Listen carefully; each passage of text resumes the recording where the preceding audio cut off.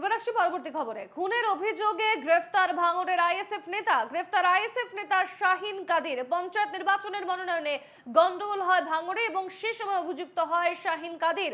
খুন, অস্ত্র আইনে মামলা রুজু হয় তার বিরুদ্ধে এবং 1 বছরের বেশি সময় ধরে পালিয়ে বেড়াচ্ছিলেন শাহিন। বিদ্যাসাগর সেতুর টোল প্লাজা পেরোনোর সময় গ্রেফতার করা হয় শাহিনকে। এই মুহূর্তে আমাদের সঙ্গে সরাসরি রয়েছেন আমাদের প্রতিনিধি আলমগীর মোল্লা। আলমগীর, খুনের অভিযোগ, তার পাশাপাশি অনেক গন্ডগোল, অস্ত্র আইনে মামলা রুজু হয়েছিল এই শাহিন কাদিরের বিরুদ্ধে এবং অবশেষে তাকে গ্রেফতার করলো পুলিশ, কি জানাচ্ছ? একদমই তোমাকে জানিয়ে রাখি, সময় কিন্তু তিনি পঞ্চায়েত সমিতির প্রার্থী হয়েছিলেন এই শাহিন কাদির, এবং পঞ্চায়েত সমিতির যে মনোনয়ন পর্ব জমা দেওয়ার সময় মূলত এই ঘটনা। মনোনয়ন পর্ব জমা দেওয়ার সময় আইএসএফদের মনোনয়ন জমা দিতে বাধা দেওয়া হয়েছিল, এমনটাই কিন্তু আইএসএফ এর পক্ষ থেকে অভিযোগ করা হয়েছিল।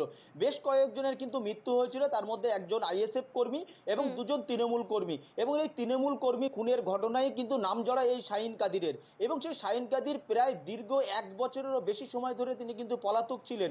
অবশেষে বিদ্যাসাগর সেতুর যে টোল প্লাজা, সেই টোল প্লাজার চেকিং করছিলেন কিন্তু গোপন সূত্রের খবর পেয়ে উত্তর কাশীপুর থানার পুলিশ, এবং সেই নাকা চেকিং এই কিন্তু ধরা পড়ে এই শাহিন কাদির। এর পাশাপাশি তোমাকে জানিয়ে রাখি, 2023 সালের পঞ্চায়েত নির্বাচনের পর যে গণনা, সেই গণনার মধ্যেই কিন্তু একটি বোমা বিস্ফোরণের ঘটনা ঘটে এই ভাঙড়ের চকমরিচা এলাকায়। আর সেই বোমা বিস্ফোরণের ঘটনাতেও কিন্তু নাম জড়ায় এই শাহিন কাদিরের।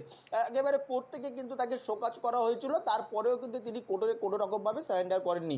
তারপর দীর্ঘদিন ধরেই কিন্তু উত্তর কাশীপুর থানার পুলিশ তার খোঁজ চালাচ্ছিল, বিভিন্ন জায়গায় কিন্তু গোপন সূত্রের খবর পেয়ে উত্তর কাশীপুর থানার পুলিশ তদন্তে গেছিল, কিন্তু সেই জায়গায় কোন রকম ভাবে শাহিন কাদিরকে উত্তর কাশীপুর থানার পুলিশ ধরতে পারেনি।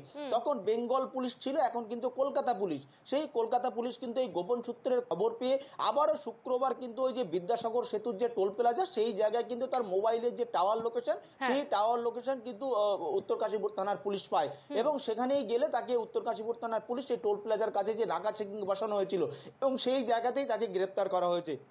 ইতিমধ্যেই তাকে বারুইপুর মহকুমা আদালতে পাঠিয়ে তাকে পুলিশ রিমান্ডের আবেদন জানানো হতে পারে, যেহেতু বোমা আগ্নেয়াস্ত্র সহ বিভিন্ন ধারা, খুনের ধারায় মামলা রুজু করা হয়েছে এই শাহিন কাদিরের বিরুদ্ধে।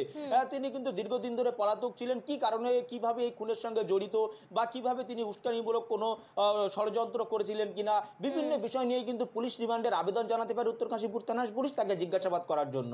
একেবারে জিজ্ঞাসাবাদ চলবে, তদন্তে পুলিশ, আমরা সেদিকে নজর রাখবো। আপাতত ধন্যবাদ তোমাকে আলম।